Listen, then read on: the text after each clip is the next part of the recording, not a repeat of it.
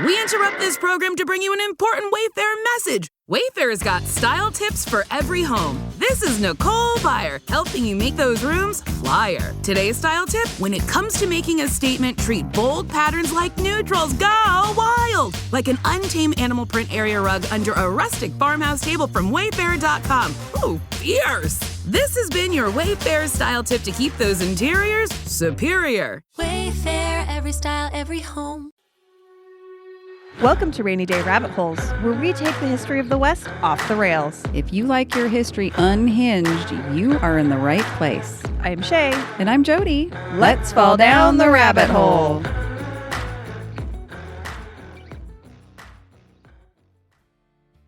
All right, Shay, I am so excited that we opened up our...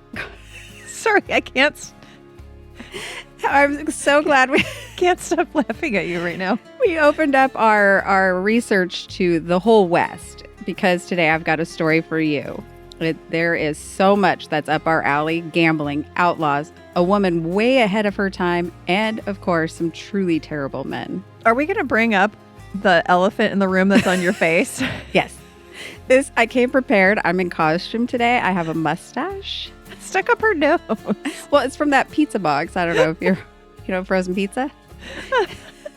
It's like Red Baron or something. Yeah, I can't remember the brand of it. I probably should, but it comes with this and you can wear it. And it was ideal because today, as you'll hear, this mustache is not just for men. There's mustaches for ladies. Our character in this story. Strong enough for a man, but designed for a woman. Yeah, that's right. Actually, she, as you'll hear, was not a fan of this and probably would not appreciate me coming in costume. Oh. But here we are. Right. We are talking today about Eleanor Dumont. Dumont. Was that French? It is. It is so French. I thought, so Dumont is what I read at first, and I have family in Montana. Last name Dumont. So I was like, oh, I wonder, could they be related? No, not at all. And it's Dumont. I bet my family is Native American that has the name Dumont, but I'm guessing that's not original. I thought you said that you're not actually any Native American. No, these are by marriage. They're very Native American. Oh, okay, I get it. It doesn't take very long up their lineage to be 100%. So they're very, okay. But they, by marriage, my aunt is not. But I'm sure they acquired this name somewhere. Back to the story. Eleanor Dumont, or better known as Madame Mustache. Yes, that was actually her nickname, Madame Mustache. And no, she did not ask for it, nor did she appreciate it. She was, however, a high-class gambler, businesswoman, and absolute boss at the card table. She made money, ran high-end gambling parlors where minors basically handed over their gold, and did all of this alone, traveling from town to town across the lawless West as a single woman almost her entire life. Was this the 1800s? It absolutely is. Yes. We are with the outlaws. She actually, this isn't in my story, so I'll go ahead and just throw it out there. She taught Calamity Jane how to shoot, or not from the beginning, but gave her some lessons. So to sharpen her aim. Now, so she was in that era with those people. Unfortunately, she got the nickname Madame Mustache, where Calamity Jane, Annie Oakley, all those people got great names. She got Madame Mustache. I just listened to an episode of my favorite P&W podcast, Ouija Broads, about Calamity Jane. Oh, yeah. And apparently, back in that day, a calamity can also be a reference to venereal infections. Oh, no. And so there was a lot of debate about where she got her name. And that might have been one of them, because she was well known that if you bought her a drink or two, she might be happy to go to bed with you. Ah, interesting. I can see why they hung out.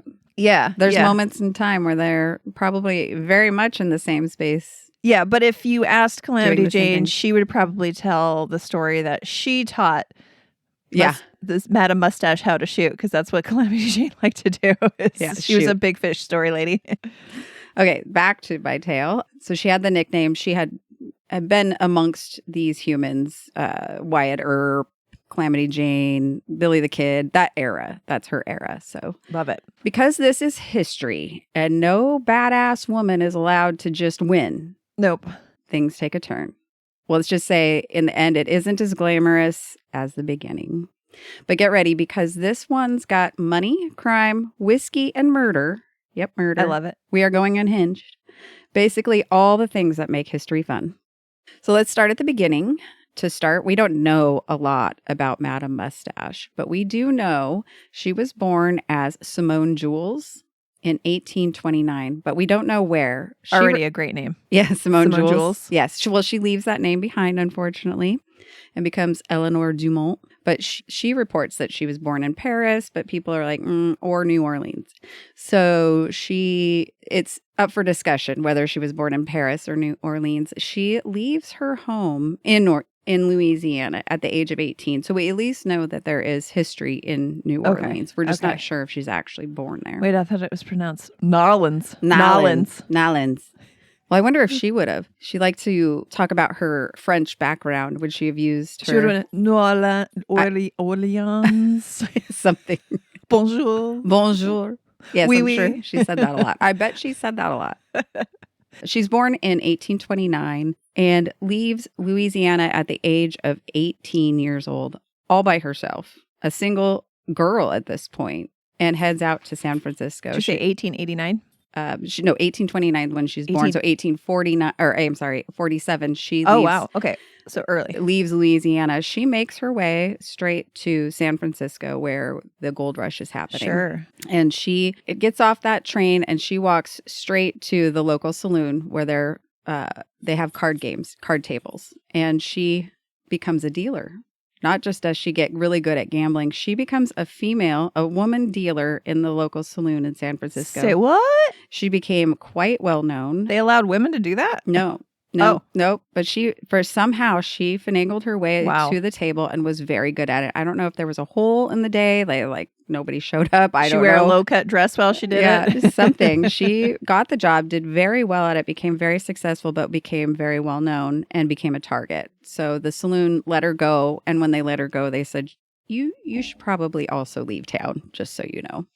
Because you're in danger. Was it because people were bristling at the idea of a woman doing this job? Or was it people who lost the game and lost money and were... From what I can tell, it's mostly the people that lost the game. Okay. And they wanted to blame her because she's a woman. Okay. So they didn't just lose fairly. There was a woman dealing the cards. Sure. And women are underhanded and dishonest, of course. I don't think the reputable folks of the town were complaining about her being a female dealer, as far as I could tell. Yeah.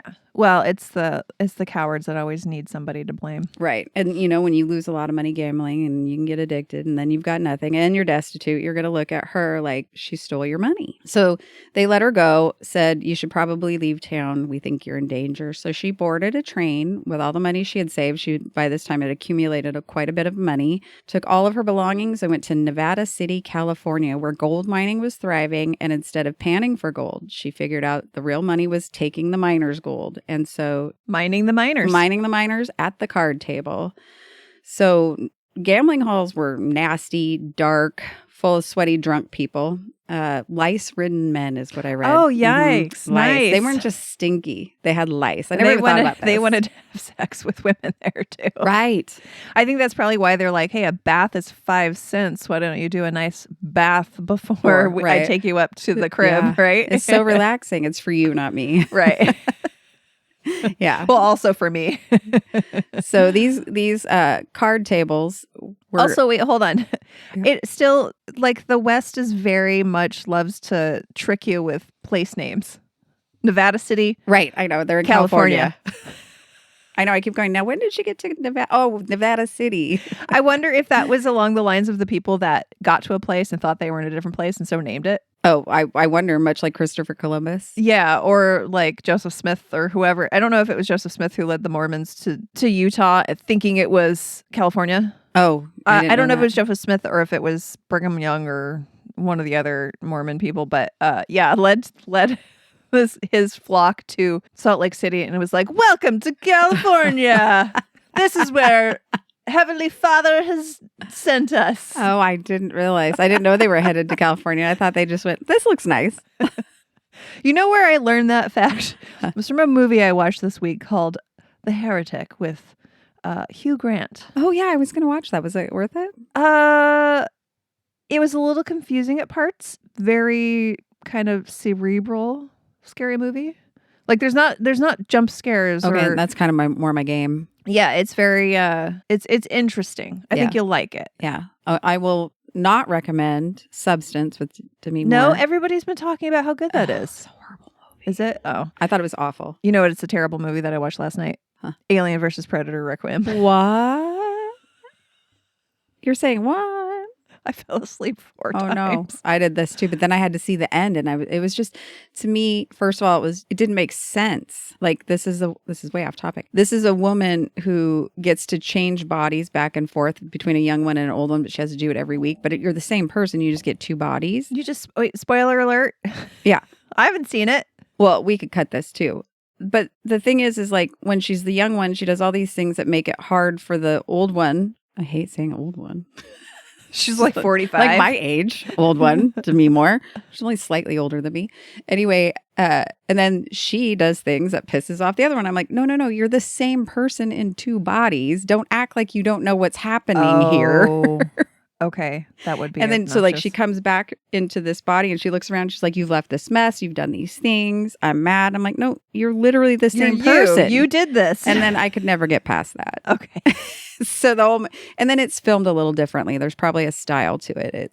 I don't appreciate it. I find it corny. Okay. Probably is a very artistic thing. Well, now you've set me up to go in expecting to be disappointed. So maybe maybe I'll like it. I may have improved the movie for you. There you go. Heretic, good. There's some things in it that don't make sense. That really left me scratching my head. And then the ending is very much left to interpretation. Oh, okay. Neither of those things am I a fan of. So that bit kind of leaves you like, there's like, wait, how did that, and what architect built this house? Mm-hmm. But Hugh Grant's character, fantastic. He was so good. I like Hugh watching Grant is his good. stuff. You don't have to keep the mustache on. I was in the part. No, I'm just kidding. It's really starting to annoy me. Is it starting to get soggy being up your nose? No, not yet. I was surprised. Must not have a very runny nose. Okay. Oh, now it itches though. Now where were we? Okay, so she went off to Nevada City. Oh, okay. This is where I really start to enjoy her as a human. So we talked about how these are terrible places. They're dark, they're smelly, they're full of drunk, lice-ridden men. Right. But for Eleanor, she had a different vision for her gambling establishment. She was like, absolutely not. She opened her own parlor called Vin et Un, which is blackjack in French means 21. Okay. Vin et Un. Anyway, so 21, and we'll go. But that was the name of her establishment. Very high class, right? And then she served champagne instead of whiskey. Oh, no whiskey, fancy, and no toe in it. Yeah, I mean that's kind of lame for the time, but no toe. Could have improved this drink with a toe. If people are wondering why, look back at our other episodes. Sorry, another sidebar. So did I tell you, somebody commented on one of the posts for last week's episode about the sour toe cocktail and said that she is a member. So I was like, oh my God, you have to email me, tell me everything. So we'll see. Oh, that'd be amazing. Like, oh my God, I want to hear details. Someone actually, we may get to hear from an actual member of the sour toe sucker. I don't think you're supposed to suck on the toe. Okay. You're just supposed to let it touch your lips. Okay. The toe kisser. I know it's no shame. Mummified. I am very proud of you for being braver than Jody era. Yeah, Keith said he would do it. He agreed to We're going to do it next summer. We'll go let's make drive a through. Trip. Yep. Okay, sorry. Okay, so not only did she serve champagne instead of whiskey, she hired respectable women to work there. Women with more than one dress. Women with very nice dresses. More than one, and they had to be nice, and they were not sex workers. They were to work. They were card dealers. They served the drinks. Oh. They were high class. They were not for sale. And they were the only women allowed in there because she didn't want distractions. Okay. So she didn't let women gamblers in there because she didn't want them taking away from what she was trying to do. Okay. And when you're dealing with these type of men, she didn't need the distraction. So the women, though, were there to entice the men to spend more money, basically. Kind of. They weren't there like with their tatas out They weren't showing cleavage. They were high-class women. They were there. They were reputable. They were... But those men probably always had that thought in the back of their mind that, like, maybe if I continue if I show off how much money she'll give in. Yeah, she ran a really tight ship. You weren't to mess with these women. They worked there and they were to be respected. So she didn't allow any sex work? Not at this time. Okay. We'll hear about her venture into that later, but at this time she was keeping those businesses separate. She wanted to make sure to make money at the gambling tables by gambling and having a well-run gambling establishment. Oh. You'll hear in the end too, like everyone, outside of probably some people that lost a lot of money and the people in San Francisco, they really respected her. She paid out. When you won big, she paid out what she had to pay. She didn't try to scam you, which I guess other establishments were doing, trying to get away with not giving you your winnings, but taking your losings. Interesting. Okay. She was well known for being on the right side of that. So you're saying that this is a woman who probably could have made a casino in Atlantic City work and not go bankrupt? Correct. Even she though would have been she's able to manage that business. She's very a dumb well. woman. Yes, dumb woman. She would have been a DEI hire, but also successful. Right. She wouldn't have run a casino into the ground. I mean, I guess that's what DEI is, but letting those who can do. But back to anti-DEI, where we hire people because we like their white faces and they're loyal. Okay, back to the story. So she did not, like I was saying, she did not put up with nonsense. No rowdy men. You were kicked out. Cheaters, you were publicly humiliated. If she caught you as a cheater, she'd tell the town you'd be publicly humiliated. She was running a business, not a drunken brawl. And for a while, it worked. And she made a lot of money. So this is where we now get to learn about her nickname, Madame Mustache. Yes, please. But first, since we are not gamblers, Shay, we need to take a break. No, the most I will spend is $20 on video blackjack at the casino bar. It's time to hear from our sponsors, and we will be right back. Which you never know. It might be an online casino. It could be. Could be. But we're not the gamblers. No.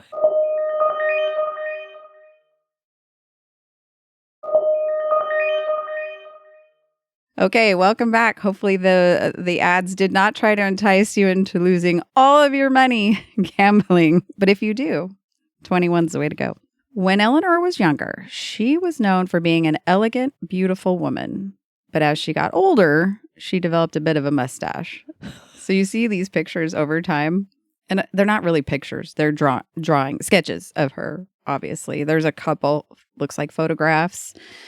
But it's funny, if you go online and look up Eleanor Dumont, you will find this same photo of her with and without a mustache. So I'm like, wait, which one's edited? The one with the big furry mustache or the one with no mustache? So, it's obviously the same picture. At that time, like, beauty regimens for dealing with a hairy upper lip had been going on for centuries. There were bleaches and she could have shaved it. I have wondered this because it did bother her. And by this things that I've seen, it was pretty extensive mustache. It wasn't just a little bit of a hurry. My peach fuzz. Right, exactly. That turns dark over age. Right. Shave off once a month. A significant mustache. And so I don't know why. And, there was shaving happening. These men were shaving. Like, it's not like she couldn't have access to a straight razor. Right, exactly. So or bleach. For not liking it. In this name, she... I'm surprised she didn't do anything. Interesting. About it. I mean, women had been bleaching their body hair for hundreds of years. Right. I was wondering, where's the maintenance here? I mean, she was doing her hair. She was dressing very nicely. Interesting. She was. Yeah. So I'm wondering if maybe she didn't really mind it that much, and maybe she took it as a badge of something. Honor. I don't know. It's reported she didn't like it, but she did nothing about it. But as she got older, of course, she developed a bit of a mustache. And because men of the 1800s were just as mature as they are now, they started calling her Madame Mustache. It was actually a game where she was dealing and somebody lost money and he got mad at her and he's like cursing at her and then called her Madame Mustache. And of course, the whole place heard it and they're like, oh. And there they went. And she became Madame Mustache from that time. Rude. Did she love it? Absolutely not. Some sources say she laughed it off. Others say it really got under her skin. But either way, history is annoying because this woman literally built an empire, and yet somehow the mustache is what people remember her for. Yeah. And she did this all alone. That's what I just keep thinking the whole time. At this time, you're in the Wild West. It's the 1800s, and you are a woman amongst all these dirty, dangerous men. Right. And becoming successful and keeping yourself, for the most part, safe. Not completely, but for the most part. It's a woman can't have anything on her own or any successes of her own. Right. Otherwise, it's threatening. And so we have, there's this tendency to try to find a way to somehow put her down, to put her back in her place. Right. Because the idea of a woman having some sort of power that is normally held by a man is threatening. And that wasn't just the 1800s. It continues to this day. So, like I was saying, she's built this entire empire. She owns an establishment normally owned by men. She's running it in a way that's not attracting all the seedy. She's keeping it clean. And yet people remember her from her mustache. But Eleanor never stayed in one place too long. She set up gambling parlors across California, Idaho, Montana, and Nevada. Oh, wow. Wherever gold was flowing is where she went. Oh, she followed the gold mining rushes that happened throughout the 1800s. Yep. As the towns dried up, so did her establishments. And so she just followed the gold and kept following it. Wow. And I imagine there was a lot of people that also did that. So she was well known by the time she got there. So by the time she would find a place to set up shop, everybody was ready to go. Because maybe a lot of these miners had come from the last mining town. Yep. And they're like, oh, yeah, Eleanor over there, she runs a tight ship in a great place. And there's always lovely looking ladies there. As soon as she was in town, she was set up ready to go because she had that reputation. But here's the thing. Being a single woman in the Old West, it's not easy. Being rich, single woman, extremely dangerous. She was robbed multiple times, harassed constantly, and had to be tough as hell to survive. Yeah, because I'm wondering, like back then, especially if you're in industry like gambling, where you have large amounts of cash, you probably can't park them all in a bank. And then if you're moving from town to town to town, it's not like there's electronic records. You're so literally you'd have to taking go that with to you. San Francisco to get your money, but you have to have large amounts of cash on hand at all time because you have to be able to pay out those bets. So it's either you have money in banks across the West, or you just have a big safe. Or you have it in your bra, you have it in your shoes, you have it in your waist, you have it. Right. But I mean, she's going to be dealing with thousands and thousands of dollars that they've brought in. And that part just shocks me. I mean, it's just so dangerous for her to have been doing that without money. Well, yeah. And think about like every time she moves town, she's traveling with all of that money. Yep. And people there's know. less oversight. Yeah. There's less people around to keep her safe. They all know when, the town's closing up and where they're all headed. And it's just crazy to me. So she did have some run-ins, but she was able to survive it. And she just kept moving, setting up new businesses, raking in cash, just staying ahead of the chaos. She was smarter than most of them, from what I can tell. She was ahead of the business, ahead of the crime, but because no good story is complete without one catastrophic mistake, she got married. Oh, that'll do it every time. Yep. And so she met a man in one of her establishments. He was a bartender. His name was Jack McKnight. Oh, those bartenders will get you every time. He was the literal worst. He convinced her. So she had taken the time. She's getting on in her age, right? Doesn't want to be traveling all over. It's been dangerous. Time to settle down. How do I do that and stay making money? Especially if this town's going to dry up just like all the others. So she bought a ranch. She wanted to get into cattle ranching, something where she could stay in one place and still make money. So she wanted to like settle down, basically. Not necessarily with a man. She did this on her own. She wanted to do it on her own. But right. But just settle down and not be, doing the traveling. Turns out she's really good at a lot of things. Ranching is not one. She struggled hard. It wasn't working. Oh my God, the dog just farted. Oh, does it smell like a cattle ranch? That's the effects. Those are special effects. You put special effects of poop smell in the air just to bring the story to life. Yeah. Are you feeling more in it? I am. Oh God. What did you feed him? Well, he was bugging me when I was trying to write this morning, and so I gave him his the treat ball full of peanut butter. Oh yeah. Oh, my eyes are literally It's watering. the wrong gas. It's not made its way across. You can keep it. You were so cute, but so stinky. Okay. How does that come from such a tiny thing? I know. Tiny cute thing. Silent but deadly, and he's asleep. Okay. As a rancher, she was not quite as successful. She was really struggling. So this bartender convinces her he's a very successful rancher in his past life, and he's out here bartending, I guess, in the West for fun. I don't know, but he has somehow... I got tired of cows. I needed a human interaction. Yes. Yeah. He's convinced her that he can really get her where she wants to be with her cattle ranch. So all you have to do is give me access to all your money. Absolutely. By marrying me, because that's all you have to do at that point. And yep, now the ranch is his. It's all signed over to him. Yep. All the money is his. He promptly, within months, sells the ranch, takes every single penny she has, and leaves town. Oh, she had absolutely nothing after all those years of what she did as a single woman, avoiding marriage and all its pitfalls for this reason, and marries one wrong guy, and he took everything. But Eleanor, being Eleanor, she did not just let that slide. She went and took care of business. She track him down and shoot him? She sure did. Yes! 2 shots to the chest. Okay.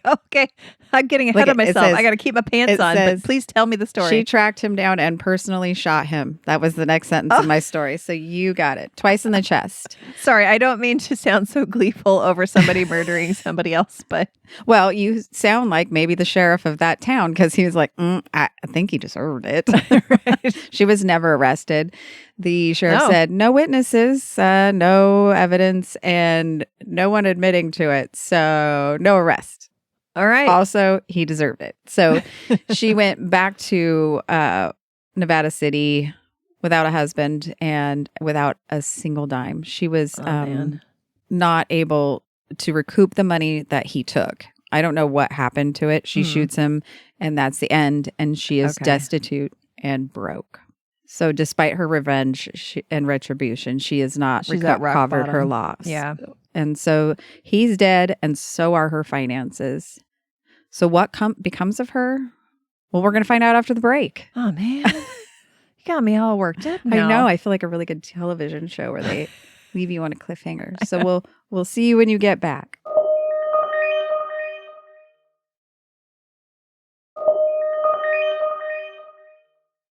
Welcome back. I hope the ads we left you with were as adventurous as this episode. Yes. If you're in the Pacific Northwest, I'm thinking about what they've been playing. So it's a lot of commercials for BECU.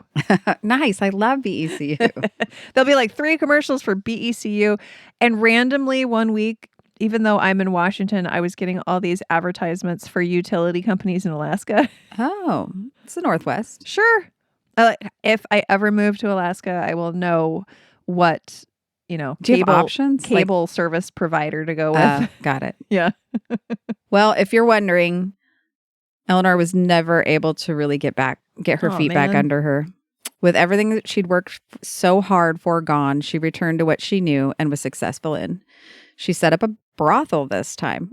So Eleanor picks up her stuff and heads this time to Bannock, Montana. And this time she took up a little bit of a different establishment. This time she went for the sex work. Okay.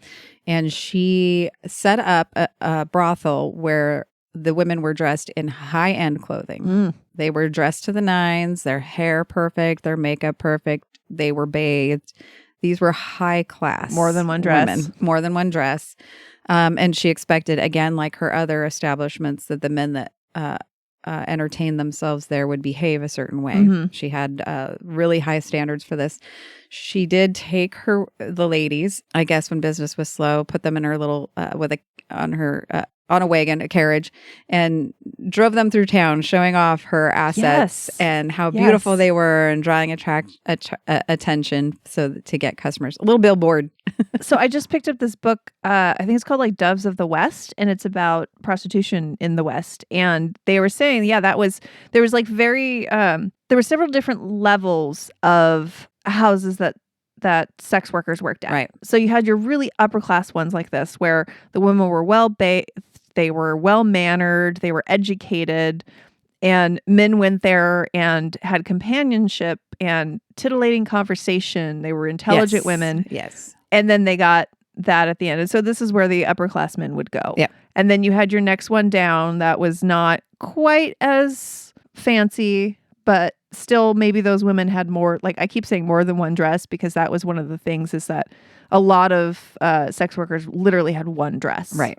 That they would just continue to mend over and over and over again and wash. And then you went further down and further down. But that is one thing that they did mention in this book, is that some of these establishments would put their most attractive ladies in a wagon and take them around town, but they would also hold grand balls at their establishment to show off the women and show off what a well-run place, wonderful place this was for entertainment. Right. It wasn't going to ruin your communities. Right. It wasn't going to bring the seedy. It was a high-class version, yes. And I guess another thing some of these houses would do is they would take some of their the women who worked there, and they would they would follow some of these mining communities occasionally and just set up shop for like a couple of weeks, make a bunch of money, and then go back to their house. Oh yeah, in their main town, which so kind of like Nevada now. Yeah. I was following someone on social media, a couple ladies, and they're stay-at-home moms except for like 1 week a month. Yeah. And they go work in the bunny house, and they come back, and that supports their entire family. Yeah, and then they can be amazing mothers and support their kids and be there for their kids all the time. And there's a lot of testing and safety and all these things. Why not? Yeah, right? I have no issue with it whatsoever. I don't either. I don't know that I could do it, but I know that I support it. I see the value in it, especially for these moms. They get to spend so much quality time with their kids. Mm-hmm. Okay, so you were at where she puts them in a wagon and parades them around town. I wonder if she started that, because it was a big deal for her. I didn't know other people had done it. In the next year, because I have 2 books on prostitution in the West. And so I think the next year is going to be a lot of stories of prostitution in the West from me, because it's fascinating. It is fascinating. All the survival stuff of the West is fascinating to me. So many ways to have survived and not survived. Mm-hmm. So she loaded them up. She drove them around like a live billboard, advertising the goods, and this worked. It did tick off the women in the town. Now the non-sex workers, the wives, the mothers, they did not enjoy this running through their town with their kids in town. You had your like women's temperance league sort of people. Yeah. But by the late 1870s, Eleanor's luck had run out. The gambling scene had changed, and she was getting older. People weren't as eager to throw their money at her. So in 1879, she ended up in Bodie, California, one of the roughest mining towns of the time. She tried to start up her usual gambling operation, but it didn't work out, and she was broke, alone, and out of options. She had been desperate for money since she had lost it all to Mr. McKnight. In fact, she had never been able to recoup or get her feet under her, even with her other ventures in Bannock, Montana. It was enough to stay alive, but she was never filling her coffers like she had been before. Everything had changed kind of. We're getting past that era of life, and so the way she was making money wasn't as profitable anymore. Well, what year was this that she ended up back in California? By the end, it's 1879. Okay. Wow, that's all happened fast. Was 1877? Yeah, she went from 18 to 50 here. So she leaves town at 18 years old, and she's born in 1829. So she spends from 18 to 50 that's right. running all of these. 47 that she went. Yes. And so she went back west. Okay. Spent all of her up to 50 years old doing this. Okay. But now it's all changed a bit, and she's not able to really fill her bank account anymore. So now that she's in Bodie, she's borrowed $400 from a well-known gambler and went out gambling one night. This is equivalent, I think, to $10,000 or $12,000 today. Okay. So he loaned her this money. She's a well-established winning gambler. So the odds were good that he would get his money back. But unfortunately, she did not. She lost every bit of that in one evening. And now she was destitute. She had nothing. In fact, owed $400 now. She walked to the local emporium. She purchased morphine.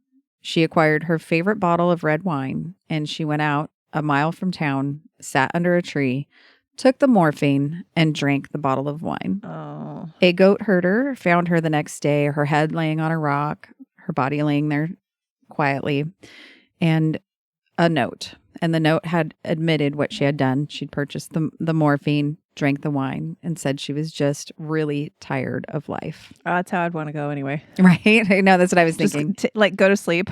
I'm so tired all the time. That sounds lovely. Right. And, narcotics such as morphine make you happy on your way down. Happy and sleepy. Happy to sleep. Yep. So the next day, people found out that she had actually passed away, and how. And they gave her a proper burial. Oh, that's Turns out, nice. even in death, she was highly respected. Some of the quotes from the locals. Poor Madame Mustache. Her life was as square as a game ever dealt. The world played against her with all sorts of combinations, but she generally beat it. The turn was called on her at last for a few paltry hundreds. She missed the turn. None of the old boys were there to cover her bet for her, and she passed in her checks. Game to the last. Poor Madame Mustache. And she had the reputation of being honest in her dealings and even always paying her debts. Upon this, she prided herself, and woe anyone to claim she did not play fair. It is said that of the hundreds of funerals held in the mining camp, that of Madame Mustache was the largest.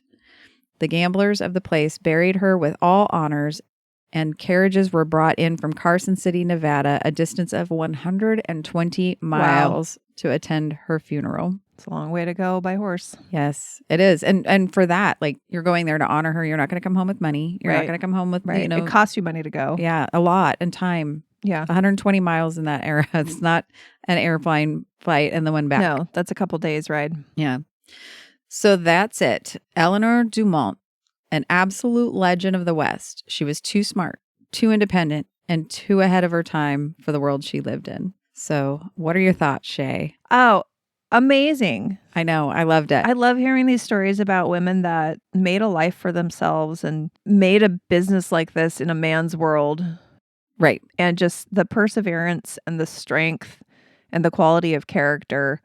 And it just sucks that she, unfortunately, it was a man that took her down. Right. Yes. That she was so careful all the way up to that point. That was the tipping point. He must have been quite convincing. This is, I was thinking he must have been charming and convincing for her to have fallen for that. She had been amongst men. Yeah. This whole time. She'd beaten them in card games and business. He worked for her, right? So yeah, maybe there was a level of trust she had in him and intimacy of, of friendship that he was able to take advantage of. Right. He convinced her that they were, in love, and that was not the case. No. One got by. A sneaky one got by. She had managed to keep them at bay. And well, I mean, it's a problem as you get older, you start to get even more insecurities. Right. And I'd imagine, as you're getting closer to 50, she wasn't quite 50 at that time. She died at 49, 50. She could see that, as we all do, and just like the movie I was talking about, women become less valuable as we age. Yeah. Unfortunately, in society, our value goes down as we age. Yep, it's true. And she had seen that and was trying to get ahead of that like she did everything else and come up with another way to make money and keep herself, funded. Yeah. And turns out she wasn't good at that one task. So she tried another way to do it, and it was the wrong choice. Yeah, that's a shame. That was a great story. I absolutely love it. This is why when I was reading it, I was like, oh, yes, this is why we do this podcast. I love these stories. Yes, this is like the excitement for a story that I feel like we've been maybe searching for the last couple of months. Yeah. When we're trying to deal with, sometimes we have to block out the external world, right? Yes. Absolutely. Right now, I think since November, we've both been a little bit down in a ditch of despair. Right. It's hard to talk about history without talking about politics. Yeah. And politics are rough right now. Yes. So they're no matter what in that story, there's politics somewhere. Right. There's societal roles. There's all of these things Gender that still roles, trouble us right. today. Yeah. And it's hard to talk about them and not refer to well, what's currently especially happening. when you think about, the suffrage movement that has worked for decades to try to advance women's station in life. Right. To try to be more of an even playing field. And it's been decades of hard work and blood and sweat and tears. And things have happened in the last couple of years that have pushed it back. Oh, decades. Significantly. It is. And that's really disheartening. It's disheartening. And it feels to me, I know I've talked to you about this, that I feel like I need to take action somewhere. Mm-hmm. I owe it to those women.